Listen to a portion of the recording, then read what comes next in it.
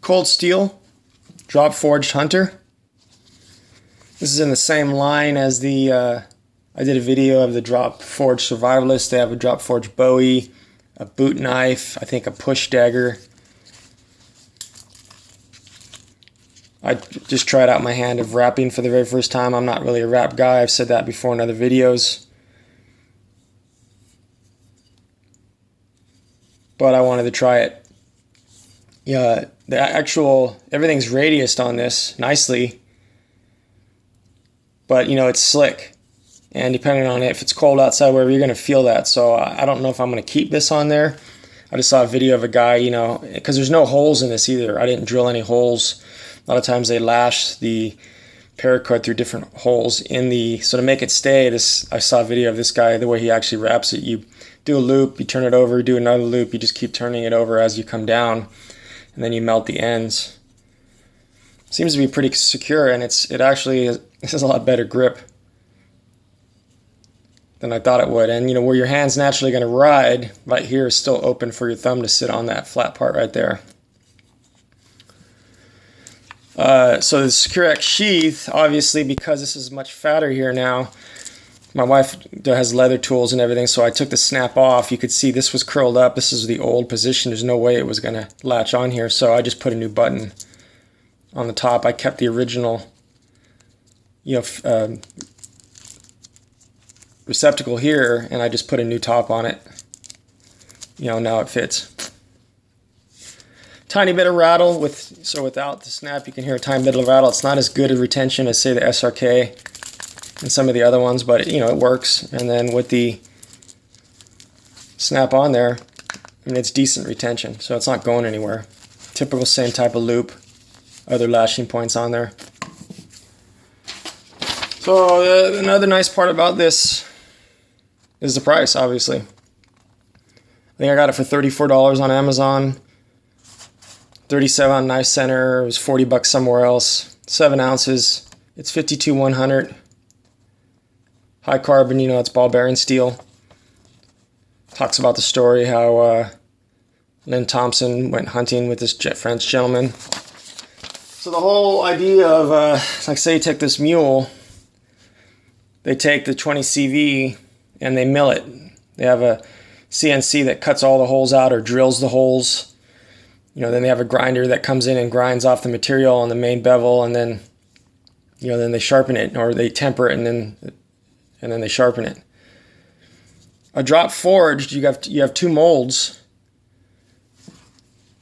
You know, big hydraulic press, and this big chunk of steel goes down into the mold. It's all molten, and it comes down. Depending on the part, sometimes it's 1 press, sometimes it's 2, and this is what comes out.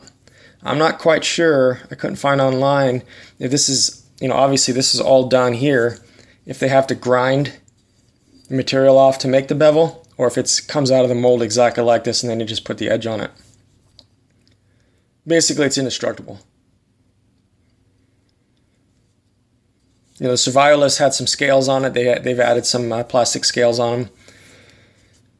It's just a cool knife. It is a little handle heavy because there is no milling here. I don't think it's going to bother me when used. You know, for the price, I don't think you can beat it. There are some videos online of people thrashing on them, you know, stabbing them. The actual cutting geometry on it, I think it's better than you would think. It is thick. I think it's 5 millimeters. And just like all cold steels, I mean, it's just amazing. I don't know who's doing their edges, but it is razor sharp. I mean, I was taking really thin catalog paper and just, you know, going really fast. Even most knives that have an okay edge, if you do that on regular, like say magazine paper, you can go through it. But on the catalog paper, it'll just crumple it and you'll, you know, tear it. This thing was just slicing it right off, right through it. It's pretty amazing, the edges on here. So here's the SRK. This is the full size SK5. Here's the GI Tanto. This is a stamped blade. And then this is the Mule in 20 CV with Halper and titanium carbon fiber scales. Great knife.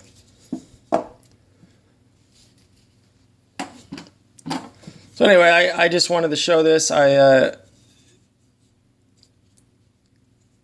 been buying a lot of fixed blades lately, just, you know, inexpensive ones.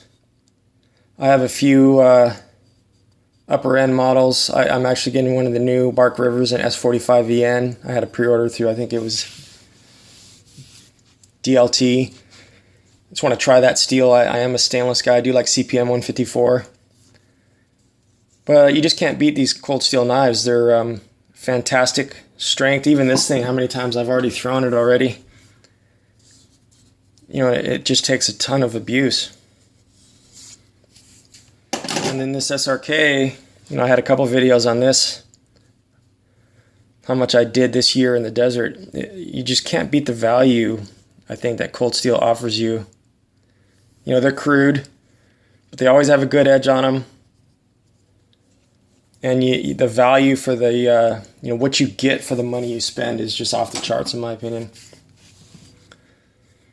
So the cold steel, drop forged Hunter in 52-100, high carbon steel.